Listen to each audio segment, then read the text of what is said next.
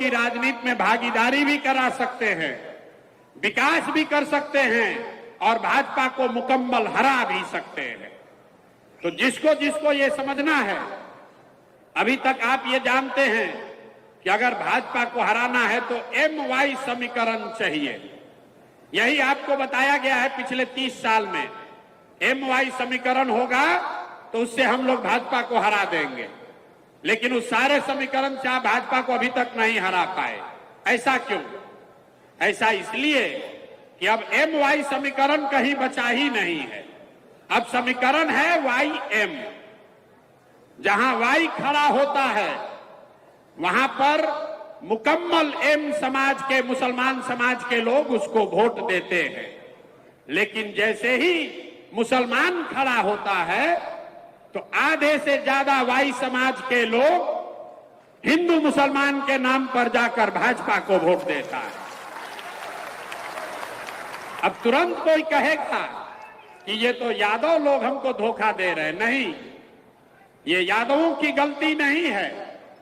अगर ये समीकरण आप सवर्ण के साथ, ब्राह्मण के साथ, दलित के साथ, कुशवाहा के साथ बना लीजिए तो भी यही होगा। जब वो खड़े होंगे तो आप उसको मुकम्मल वोट दीजिएगा, लेकिन जैसे ही आप खड़े होइएगा तो विचारधारा की तलवार से आधा लोग उसमें कट के हिंदू मुसलमान के नाम पर आपके खिलाफ में वोट करेगा। ऐसा क्यों है? ऐसा इसलिए है कि एक आंकड़ा याद रखिए, इस देश में भाजपा को 36% वोट आया है। इस देश में हिंदू रहते हैं 80%। ध्यान से इसको सुनिए, 80% इस देश में हिंदू रहते हैं और भाजपा को 36-37% वोट आया है। इसका मतलब है कि करीब करीब आधे हिंदू आज भाजपा को वोट नहीं दे रहे, भाजपा को वोट दे रहे हैं। जो लोग भाजपा को वोट दे रहे हैं वो किसी एक जाति के नहीं हैं, वो सभी जातियों में हैं। इसका उदाहरण देखिए, बिहार में भाजपा को मोदी जी को वोट पड़ा है, लेकिन मोदी जी के जाति का कोई आदमी बिहार में नहीं रहता। वो लोग जो मोदी और भाजपा को बिहार में वोट देते हैं वो हिंदू मुस्लिम के विचारधारा से प्रभावित होकर उनको वोट देते हैं। इसी आंकड़े में आगे का रास्ता छुपा हुआ है। आपको समझना यह है कि वो कौन आधे हिंदू हैं जो भाजपा को आज वोट नहीं कर रहे। कभी कभी आप लोग उसको खोजने की कोशिश करते हैं तो किसी को वो यादव दिखता है, किसी को कुशवाहा दिखता है, किसी को दलित दिखता है। मैं आपको बता रहा हूं वो कौन हिंदू है जो भाजपा को वोट नहीं कर रहा।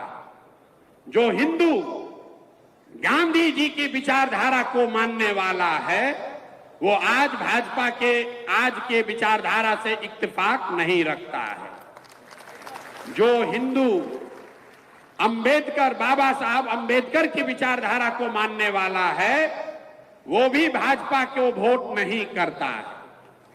जो हिंदू कम्युनिस्ट विचारधारा को मानने वाला है वो हिंदू भी भाजपा को आज वोट नहीं करता। और जो लोग जयप्रकाश और लोहिया के समाजवाद को मानने वाले हैं वो भी भाजपा को वोट नहीं करते हैं। तो इन चार विचारधारा के मानने वाले हिंदुओं को अगर आप इकट्ठा करें तो वो करीब करीब आधे हिंदू हुए।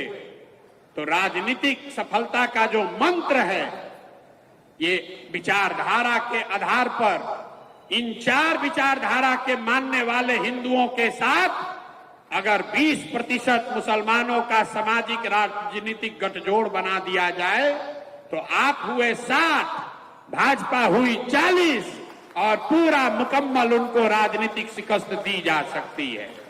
इसी विचारधारा पर, इसी फॉर्मूले पर यह जन सुराज की नींव रखी गई है।